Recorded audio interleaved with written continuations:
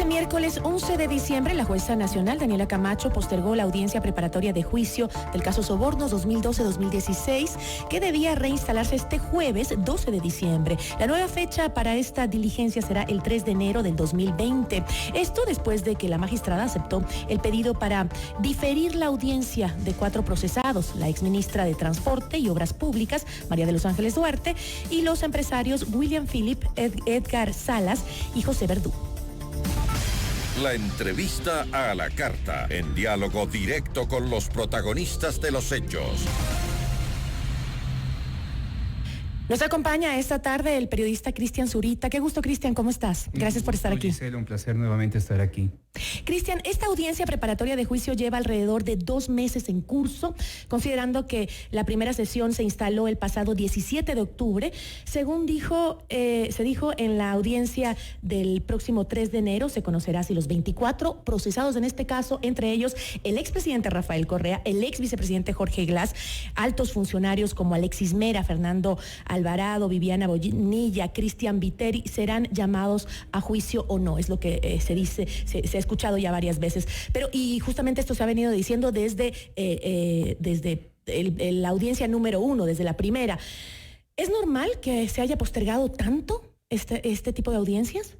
Gisela, muchas gracias. Un saludo a toda la audiencia de FM Mundo. No, yo creo que bajo ninguna circunstancia es normal, y creo que en este momento la jueza tiene que ser colocada en el observatorio público para entender cuáles son las razones y motivaciones que le ha llevado a diferir tanto esta audiencia, que lo único que tenía que hacer era señalar si es que efectivamente son o no son llamados a juicio todos los procesados, o parte de los procesados, o ninguno de los procesados. Y lo que ha generado es un proceso de diferimiento que ha provocado una condición de temor y nerviosismo en buena parte de los funcionarios que están llevando el caso.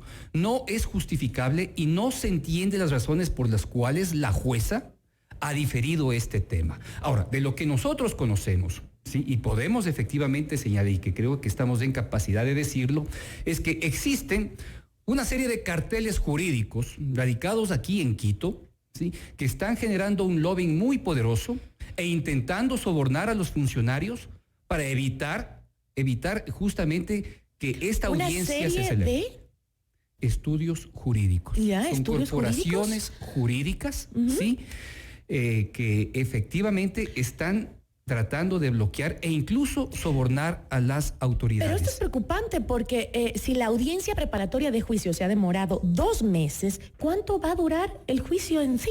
El juicio debería durar no más de 4 semanas, cuando efectivamente se llamen, pero lo que aquí vemos es un proceso de diferimiento que no entendemos. Es decir, en este momento no podemos mirar más a futuro que pocos días. En realidad no sabemos qué es lo que va a pasar, ¿sí? Porque el diferimiento hacia el próximo año lo que te provoca es una condición de incertidumbre. Y lo que nosotros en este momento entendemos que es que quienes efectivamente están generando presión e intentos de soborno son los abogados de la empresa surcoreana SK.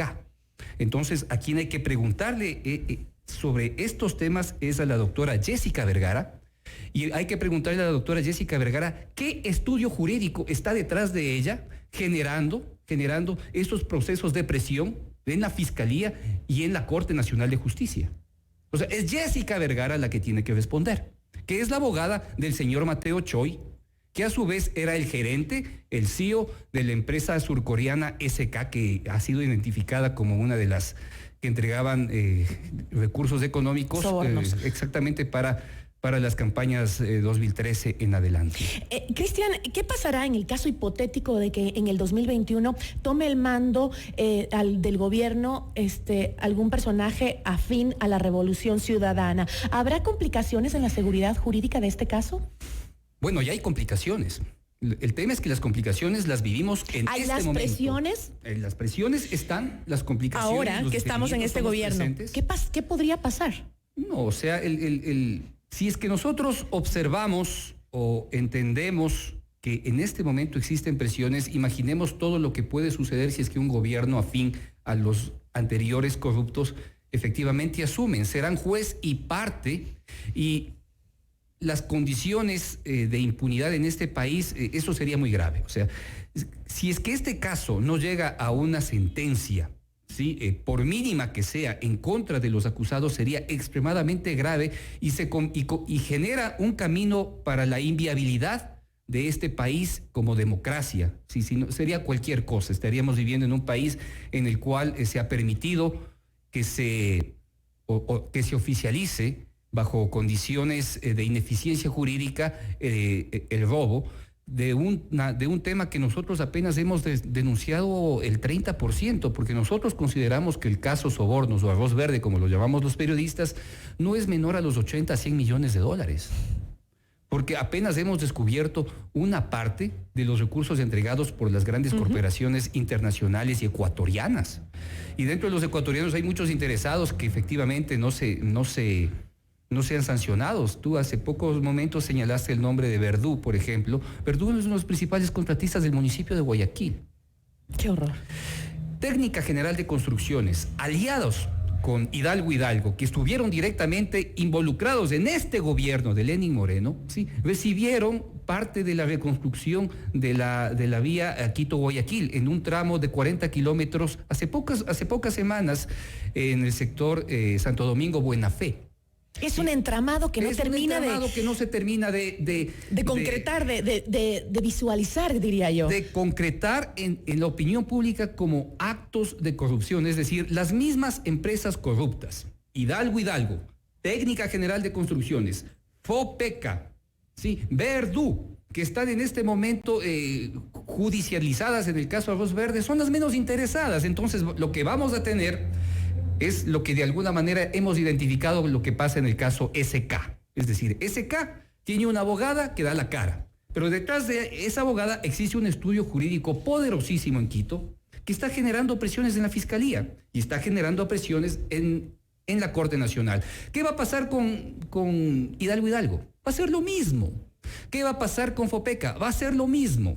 ¿Qué va a pasar con Verdú? Va a ser lo mismo. Es decir, lo que estamos observando es que detrás de la fachada judicial que está llevando el caso, existen ya grupos que están intentando generar presión para evitar que este caso llegue a feliz término. De cualquier manera, porque algunos buscarán el diferimiento para que este tema se alargue, otros intentarán buscar que sus defendidos efectivamente no sean involucrados y en el futuro sancionados. Así que existen alrededor de 25 grandes voluntades que están puestas en el ojo de la corrupción, que va desde Rafael Correa hasta una empresa muy corrupta como Suárez Salas, por ejemplo, que están evitando ser juzgadas. Ahora, pero algunos de estos retrasos se deben también a los pedidos de recusación del expresidente Correa y el ex vicepresidente Jorge Glass contra la jueza Camacho, justamente. ¿Qué recursos más le quedan a Correa y a Glass por emprender? Bueno, ahora han tenido un espaldarazo al de alguna manera permitir el diferimiento hasta el mes de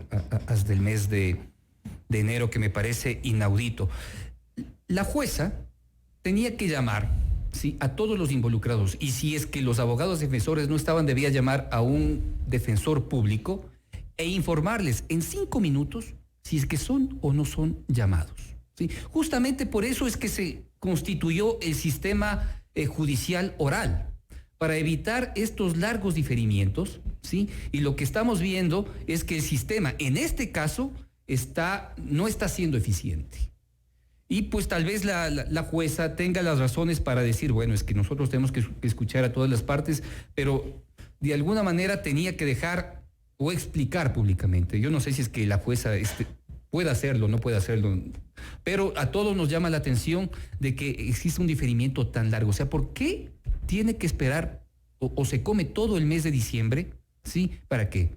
Para que tengamos las primeras audiencias en los meses de febrero o marzo. Y en un caso que tiene el ojo del país entero encima. Lo que está permitiendo, o sea, yo no sé si es que la jueza, pero lo que se está generando y lo que se está permitiendo es que Rafael Correa, en este caso, que es efectivamente responsable y culpable, no sea sancionado y no sea condenado y le permita participar en las próximas elecciones. Hablemos justamente de esa, de la situación del expresidente Rafael Correa. El pasado 7 de noviembre un tribunal penal ratificó la orden de prisión preventiva en contra de Correa y también de Glass, entre otros implicados. Sin embargo, el expresidente está libre. Y si bien se encuentra en el extranjero, como todos sabemos, la ciudadanía puede seguir sus pasos a través de las redes sociales. Por ejemplo, este lunes él estuvo en Argentina y lo vimos en Argentina abrazando al presidente que se acaba de posesionar. ¿Y cuándo, en qué momento podría Interpol y los organismos internacionales participar en la captura, si tiene y se ha ratificado pues ya la orden de prisión? No, Rafael Correa nunca va a ser apresado en el exterior así tenga boleta roja de Interpol. ¿Por qué? Porque Rafael Correa ha gastado millones de dólares en un lobby internacional basado sobre todo en Europa, que lo apalanca como un político perseguido en el Ecuador, ¿sí? Y esto es una política que la viene realizando, la viene jugando desde los inicios, desde el correísmo temprano. 2008, 2009, ya venían gastando grandes cantidades de recursos económicos para apalancarse políticamente, internacionalmente, como un movimiento político que generaba o intentaba generar cambios y ahora como perseguidos. Y de alguna manera lo han logrado. El lobbying internacional de Rafael Correa es poderosísimo. ¿Y qué ha hecho justamente el Estado para garantizar que no existe impunidad en este caso? No, el gobierno y el Estado no ha hecho absolutamente nada, más allá de los pasos que hemos visto a través de la justicia, de una fiscalía que en verdad es extremadamente limitada en su trabajo y de una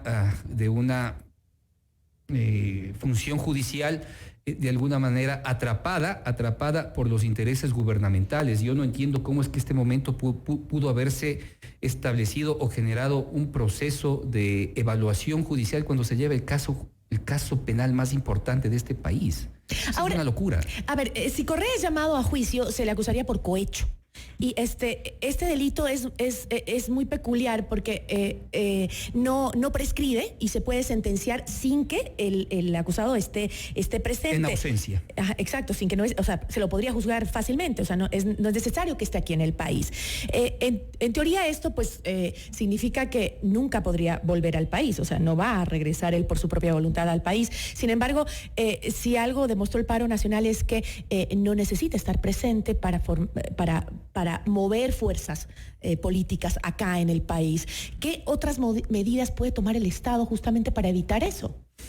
El Estado, tal como está este momento, bajo las condiciones de este gobierno, que es totalmente débil, no tiene mayor capacidad de movimiento. En realidad, no creo que vaya a hacer más de lo que haya hecho hasta el momento. Es decir, por allí veremos una ineficiencia y una acción silenciada o nula, total. Va a ser una acción nula. No va a ser absolutamente nada.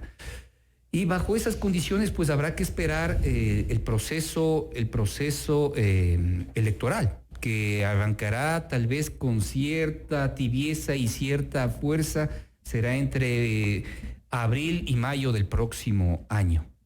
Y pues Rafael Correa no va a ser sentenciado hasta abril y mayo del próximo año, al menos en segunda instancia, no lo va a hacer. Él será sentenciado, si es que efectivamente se logra eso, hasta un año al menos, año y medio, lo cual le permitiría participar en las elecciones. Él no tiene ninguna incapacidad legal para participar en las elecciones, porque tiene efectivamente órdenes de prisión que son órdenes preventivas, y la orden preventiva únicamente permite o tiene como espíritu generar que el acusado esté presente en el proceso judicial, pero eso no le nulita que él pueda ser candidato a la vicepresidencia. Claro, pero si se arriesga a venir, tiene esta orden vigente que podría apresarlo. Depende mucho de él, sí. Pero para cerrar, me gustaría saber cuál es tu percepción después de las denuncias, que todo lo que tú has investigado de este caso Arroz Verde, de los sobornos 2012-2016.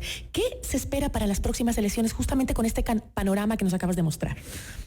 Pues al menos existen ciertos cambios que esperamos puedan concretarse a nivel de control electoral en las próximas elecciones, y depende mucho de la capacidad del Consejo Nacional Electoral al mando de la señora Altamaín, que hasta el momento es como que si no ha demostrado en real como una claridad frente a este tema. Esperemos que el proceso electoral ya tenga cierta madurez y entendimiento de lo que significa la función en la cual se ha metido, porque en realidad conoce poco, no conoce nada, y eso es un gran problema para el país. Pasa por allí, pasa por la capacidad real de las organizaciones políticas de generar un proceso de transparencia en su accionar, y pasa por la sociedad. O sea, periodísticamente, por ejemplo, nunca ha existido así como un nivel eficiente de control electoral por parte de la prensa in situ, o sea, cuando se está llevando. O sea, han hecho después procesos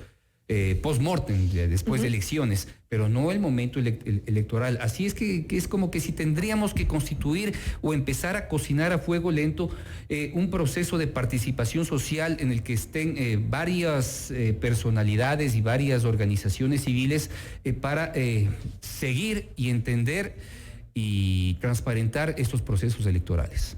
Se ve difícil, ¿no? No, Cristian, es fácil.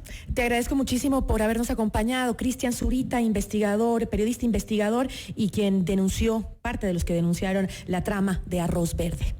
Muchísimas gracias, Cristian. Es un gusto, Gisela. 13 horas con 48 minutos. Esto es Notimundo a la Carta, siempre bien informados.